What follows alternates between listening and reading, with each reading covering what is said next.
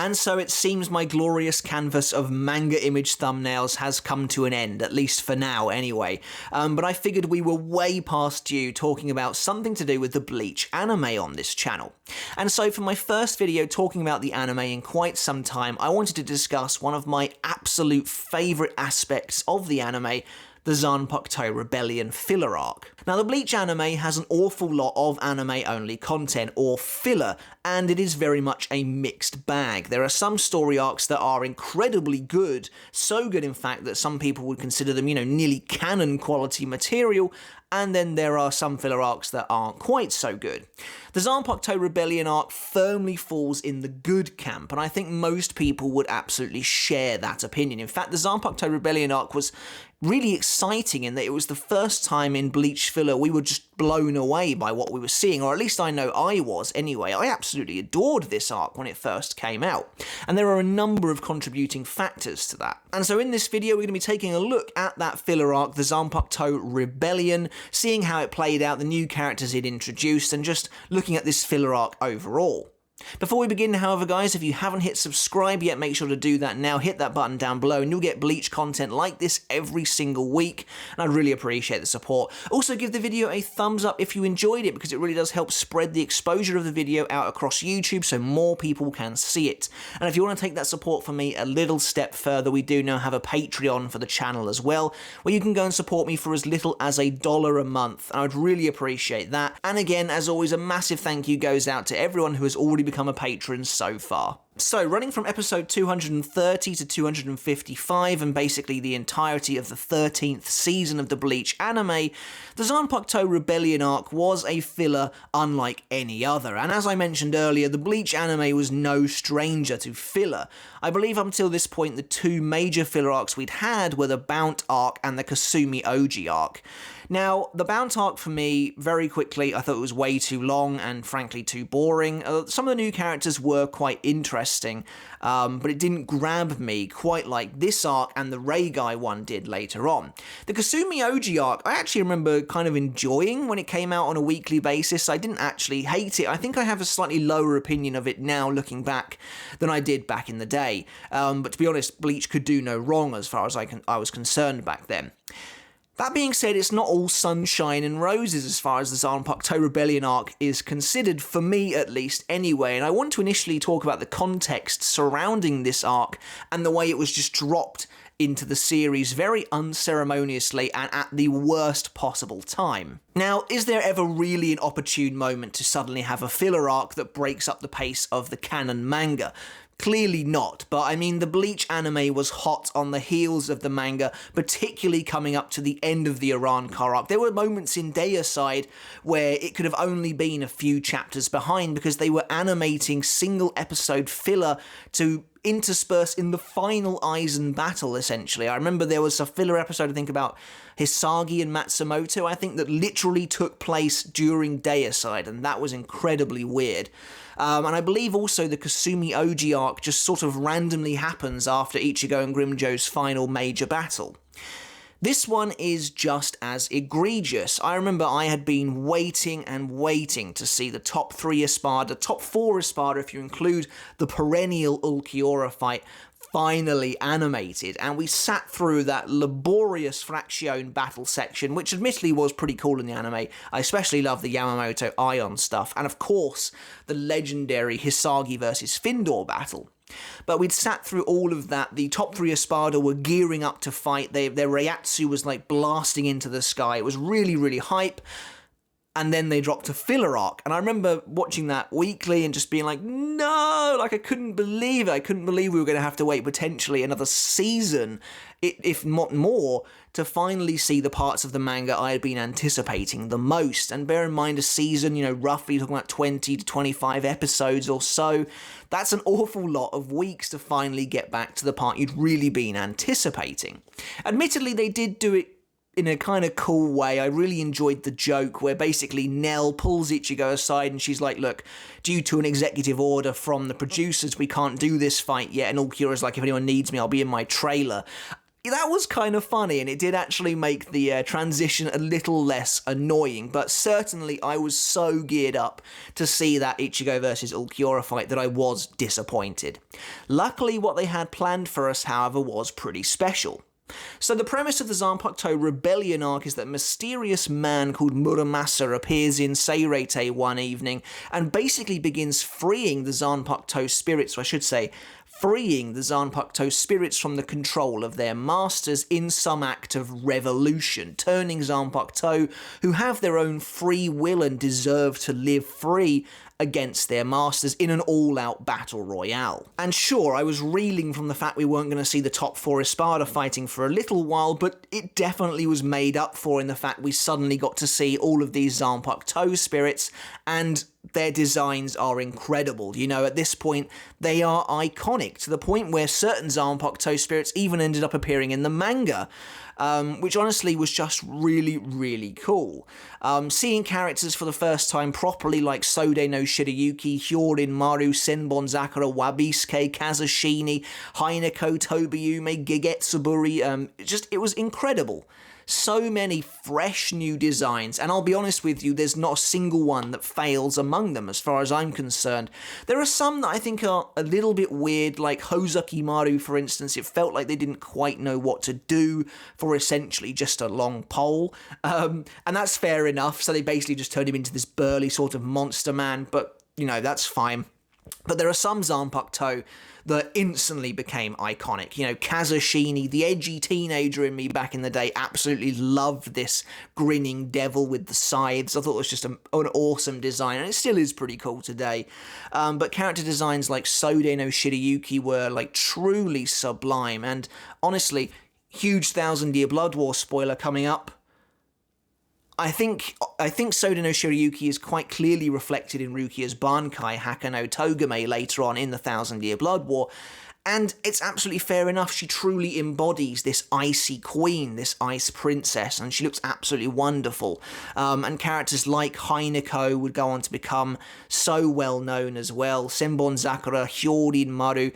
I remember characters like Zabimaru were also quite popular, although I did miss the monkey snake Zanpakuto spirit Renji originally had. Apparently him getting the sex change on his Zanpakuto was properly canon, also turning it from animals into humans, but, you know, whatever. Now, obviously, technically, the Zanpakuto Rebellion filler arc is non-canon. Everything that happens here is not canon to the Bleach storyline, but certain elements of the Zanpakuto Rebellion arc were eventually incorporated into the canon manga. As I mentioned earlier, certain Zanpakuto spirits actually showed up, and in my opinion, at least, anyway, that canonizes, I think is the word, the rest of them. And I'm absolutely happy with that because I love their designs. I think they all look phenomenally cool. Some of them have such great intricacies as well. Characters like Wabisuke carrying this massive ball and chain on his back at one point, signifying obviously the weight ability of Wabisuke, but also the depression that Izuru feels, just this huge burden on his shoulders. I love that design. I think it's phenomenally well done. Now, you take those incredible designs, and I actually will also include Muramasa in that, but we'll get to him in a moment, and you combine that with movie-quality animation, and you have an amazing premise for an awesome sub-story in the Bleach universe, and yes, the animation was that good. As far as I'm concerned, it actually probably is better than the movies we had up until that point. Maybe not Diamond Dust Rebellion, but certainly Memories of Nobody. I honestly can't remember if Fade to Black was already out at this point or not, but the animation is wonderful from start to finish in this story arc. The light and shadow interplay is so good. It makes everything have this kind of glassy sheen to it, but that's, you know, a real sign of high-quality Bleach animation anyway, where the artists are just totally on point the whole way through. Now, we're off to a great start with the Zanpakuto Rebellion arc. It's immediately exciting. Everything crazy kind of happens in the first episode to really set the stage for what's going to come. The Zanpakuto spirits appear. They basically start decimating the Soul Society. There's explosions everywhere. The captains are gathered on Sokyoku Hill. It's a really dire situation. There's a lovely moment before that, however, where Byakuya and Renji are actually sparring, and there's a moment where Senbon Sakura sort of turns on Byakuya and slices his hand a little bit. Really kind of weird thinking about it now as how that was like a harbinger of doom for Byakuya, as obviously what happens in the manga at the very start of the 1,000-Year Blood War arc. It's so weird to think that we saw this back in the day, and I think I remember being like, whoa, is that, like, Senbon Zakuro just cut Byakuya even a little bit, like, that's a big deal. Kind of funny to think what would happen later, but regardless, we're off to a good start. And none of this would be possible without the main villain, Muramasa. Very mysterious character. I loved his character design as very much the sort of villain I am into, especially in Bleach, the kind of villain they do really well. Looking back at the character now, it feels obvious to me that they were definitely trying to siphon some of the zeitgeist surrounding Ulquiorra. That character was massively popular at the time, and Muramasa is extremely similar in many ways. Stoic, cold, emotionless, but also calculating. Very much sort of this kind of laid back, but, you know, very sinister villain. Even the way he cries blood from his eyes looks very similar to the tear marks on Ulquiorra's face. You know, these similarities I don't think are coincidental. It feels to me they were very much trying to opine the popularity of one of the major bad guys at the time.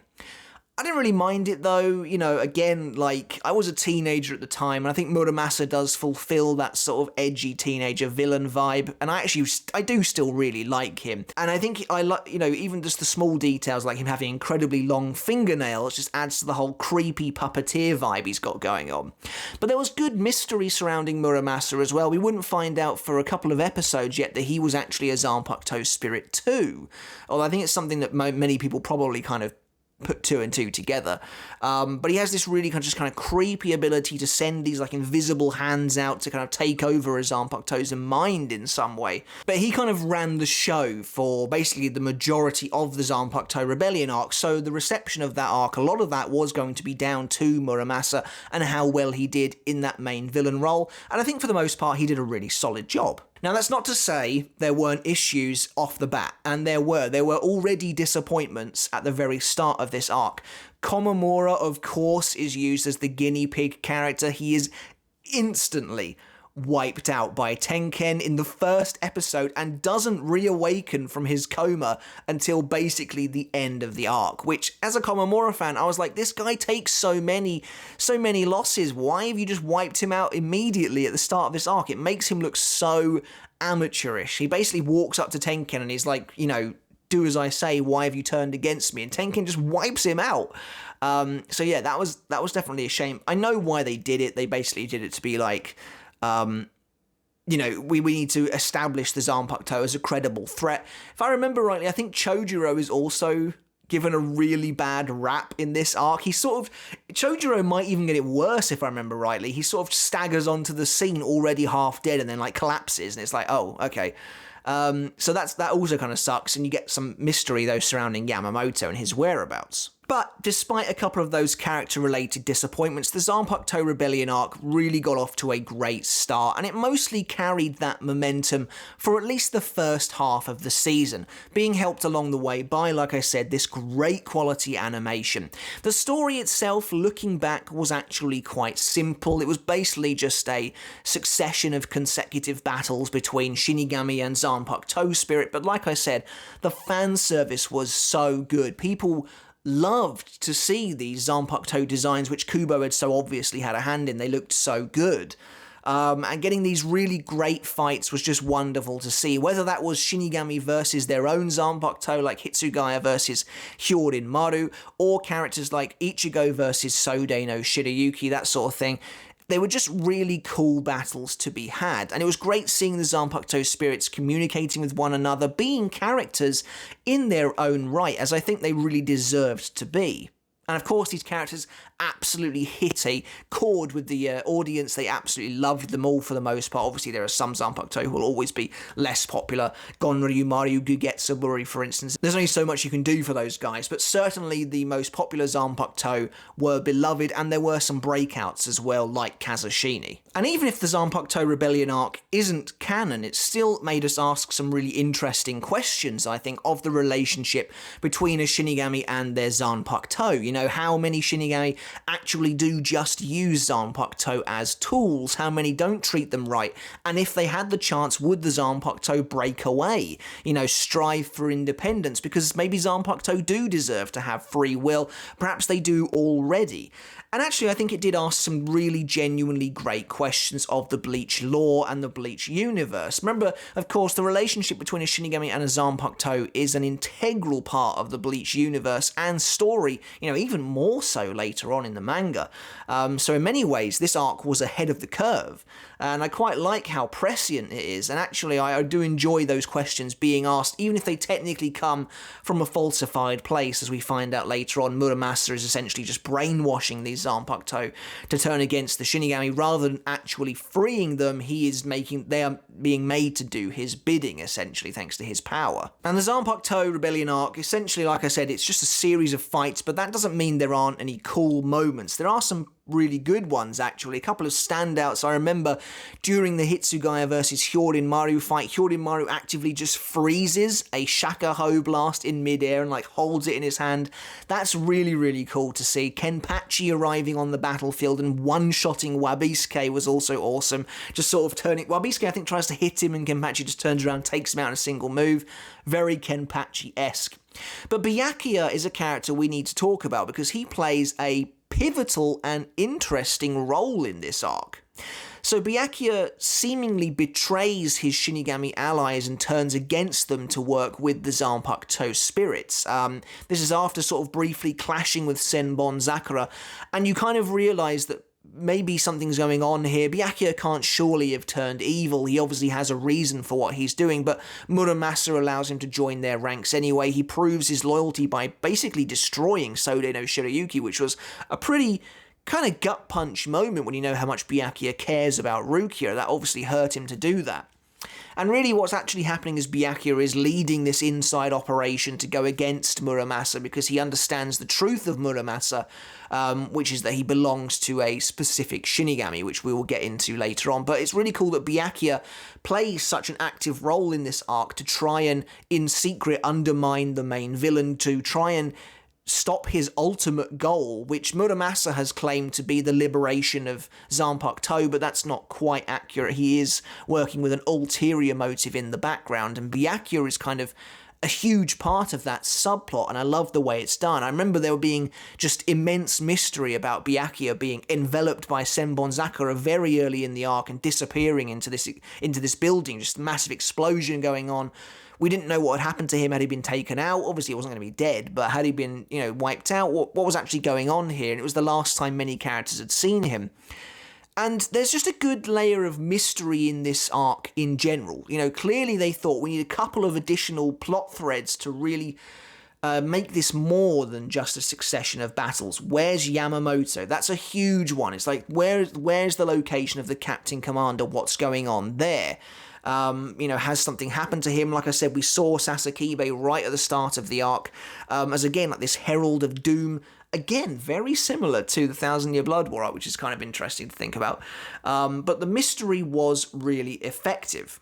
And there's also a really great part kind of early on where Ichigo is kind of the focus here, and Muramasa takes control of Zangetsu. Now, obviously, this is prior to the Thousand Year Blood War arc, and again, I'm going to have to put a Thousand Year Blood War arc spoiler right here. Probably skip ahead a couple of minutes at least, because we are going to be discussing Ichigo very briefly. Obviously, in the anime, they didn't yet know, I assume, about Kubo's upcoming twist, because we were a long way away from that point in the manga yet, by the way. You have to remember that when the Zanpakuto Rebellion arc came out in the anime, I think we were still reading the Aranka arc, so certainly anything to do with Zangetsu and the Thousand Year Blood War arc, I don't think had really been thought of, if I'm completely honest, or at the very least communicated with anyone. So at this point in time, we were still under the assumption that Old Man Zangetsu was Ichigo's Zanpakuto spirit, and White Ichigo was just the hollow within. Which is why when Muramasa uses his powers, he takes over Old Man Zangetsu. But what's really cool about this is you can kind of look at it in a brand new light after the Thousand Year Blood War arc.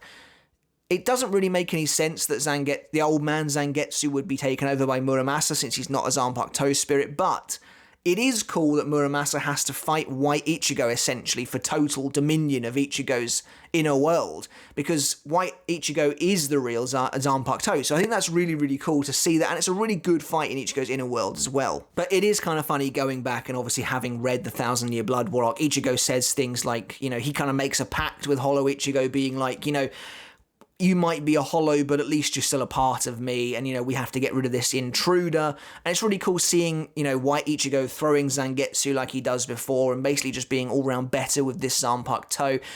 But it is cool having that almost insider knowledge that actually this is Ichigo's true Zanpakuto, and he's fighting for Ichigo's inner world in a sense, and that's a really cool connection to sort of make now, even if it's not what they had intended back in the day. And this being a filler arc, there is a lot of fan service. They do try and cram it in at every possible opportunity. There's a moment where you see Ichigo in his fully hollowified form that he attains very briefly in the Iranka arc during his visor training. Did he need to turn into that form? No, but I won't pretend I wasn't hyped to see it again and actually fighting with it. That was really cool to see. But just all round, the fights are good, and they carry this arc pretty much for its entirety. That's what you're here for, the bombast, the spectacle, the fan service of seeing these Zanpakuto spirits really in action, actually taking on the Shinigami. I'd say probably the most fan service moment or aspect or element of the Zanpakuto Rebellion arc is the fight between Byakuya and Kenpachi. When you think Byakuya really has kind of gone evil, and Kenpachi arrives on the battlefield, they actually have a proper fight, which is really cool to see. It's what fans have been wanting for ages.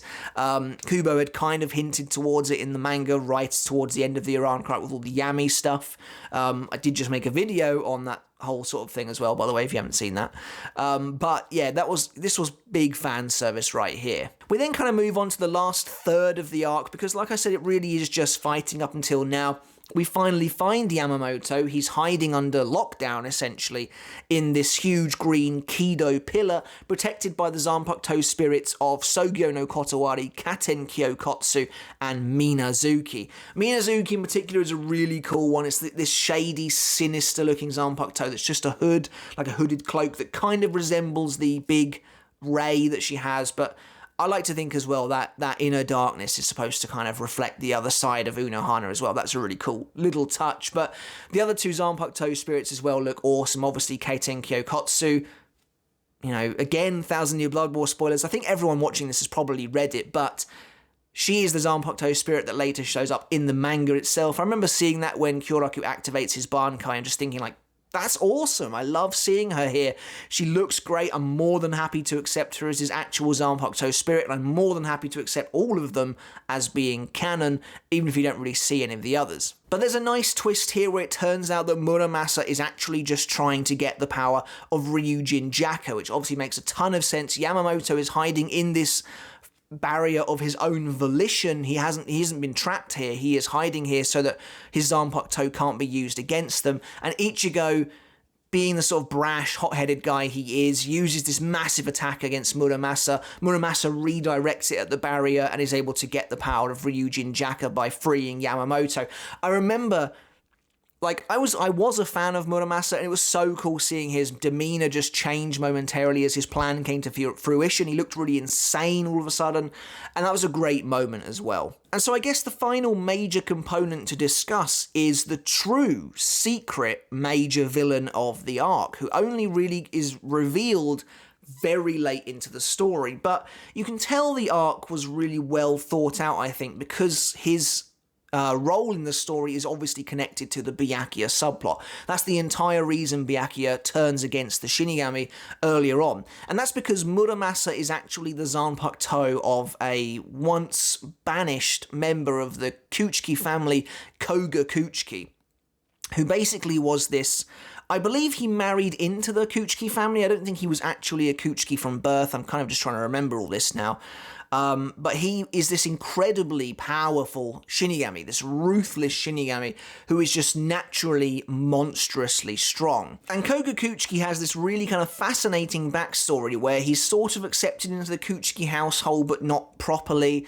And he has his own Zanpakuto, obviously Muramasa, and then eventually they kind of become so afraid of his power that Ginrei and Yamamoto sort of team up together to try and seal him away as he sort of turns on the Soul Society. And it's really cool to see that sort of betrayal of him, which leads to him feeling very jaded and bitter and turning against the people he used to work with. And Ginrei and Yamamoto do successfully seal him away. And Muramasa's whole game plan has been to free Koga, who is residing in the human world in secret, locked away essentially, and reunite with his master once again. This idea of this wandering, nomadic Zanpakuto spirit who has been without a master for so long is honestly really cool, and you kind of have had hints dropped about this earlier on. Muramasa has this like terrible cough where he like coughs up blood and his like body disappears and stuff. And that's because he has no real link to a master. It's been severed a long time ago, and he's trying to keep himself alive by essentially devouring hollow Reiatsu, which is obviously really, really bad for him. But it's a nice little twist, but there is one final twist at play here. Muramasa finally frees Koga, and you get this like really kind of humanizing moment for Muramasa where he's so happy to see his master again, and Koga just stabs him in the gut. And Koga's like, you're pathetic, you failed me, you are worthless, you are a tool, and I don't need you. Koga is so powerful, and he has spent all of these years ruminating on what happened to him and just becoming this twisted, despicable Shinigami who just despises his Zanpakuto and thinks it's weak. And he says, I called out to you so many times when I was in trouble and you didn't come. This is referencing the very end of their backstory together. He tries to try and call for Muramasa's help, but Muramasa's unable to reach him, and Koga blames him for that. And it's a great moment because we've never really seen, not truly seen a Shinigami have such disdain for their Zanpakuto before, to the point where they are willing to like brutally hurt it or even kill it. And Muramasa is like absolutely devastated by this, and Koga then Byakuya arrives on the scene, and we have this big showdown between the Kuchiki clan members, which is like a kind of a fight for pride, but also for the name of Kuchiki, but also because Byakuya's disgusted by Koga and the way he's treated Muramasa. Muramasa might have committed all these crimes against Soul Society, but he did it out of a place of passion. He cared about his master like any Zanpakuto should. And it goes back to this idea of free will for a Zanpakuto, and in a sense they do have free will, but a Zanpakuto and a Shinigami are supposed to be one and the same. They are the same person. That's the whole journey Ichigo goes on later on in the manga to realize that himself, and Koga has shattered that bond, not only figuratively but literally. You see it when he turns to Byakuya and he's like, I don't need my Zanpakuto, and he smashes the sword to pieces just to be like, I don't need it, it's worthless. It's brutal, and I know a lot of people didn't really like Koga because he kind of does come out of nowhere essentially to be the final villain of this arc. In a way, he's the main bad guy. But I do enjoy it, and I think it helps as well that the final battle between him and Byakuya is astonishingly good. Like, the animation is just off the charts. Koga, because he's got rid of his Zanpakuto, is using these insane Kido abilities that we've just never seen before, but they all look amazing. Byakuya is really pushed to his limit here, and Koga can use like these creepy illusionary powers that he can essentially just use himself, even without the abilities of his Zanpakuto, because he is that powerful. He does kind of remind me of Aizen in that sense, and again, much like Muramasa and Ulquiorra, I do think they are riffing off Aizen a little bit here, but I think it works. I don't think it's too big of a problem. But eventually, Byakuya proves himself worthy of being the household head, the Kuchiki clan head, and he defeats Koga. This final clash, Senkei is being used, Shukei Haku Tekken, it's a filler, so they can go totally balls to the wall if they want. And I absolutely love the end of this fight. It's really stuck with me forever. The way Koga kind of is leaning on his weapon, and he's just like, where are you, Muramasa? I'm calling out to you. And he's like, come to me, Muramasa. And obviously there's no reply.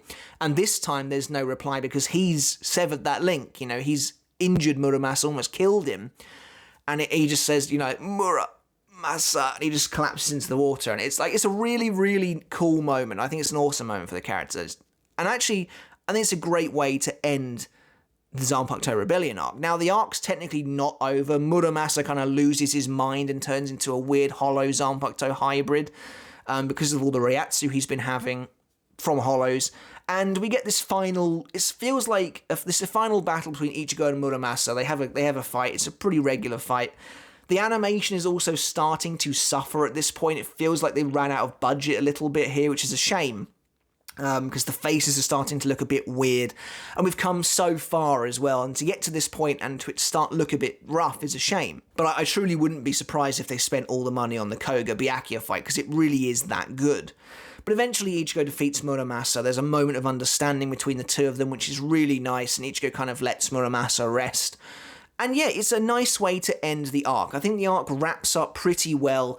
Muramasa is a pretty tragic character in many ways. You can see the pain he goes through a lot of the time, and it's nice that Ichigo eventually connects with him, understands where he came from, even though what he did was wrong. And all the Zanpakuto spirits kind of return at last for the big finale against all the Hollows, and they've all come to their senses again. And Ichigo, we know he's very good at empathy and understanding with his enemies, and he comes to that understanding with Muramasa, and it's a really nice way to just wrap the whole thing up and end the Zanpakuto Rebellion arc. So that was basically it. You know, Muramasa goes on this rampage, but it's all so that he can eventually free his master, who, at the last minute, turns on him in this real cold act of cruelty, which leads to a stunning finale.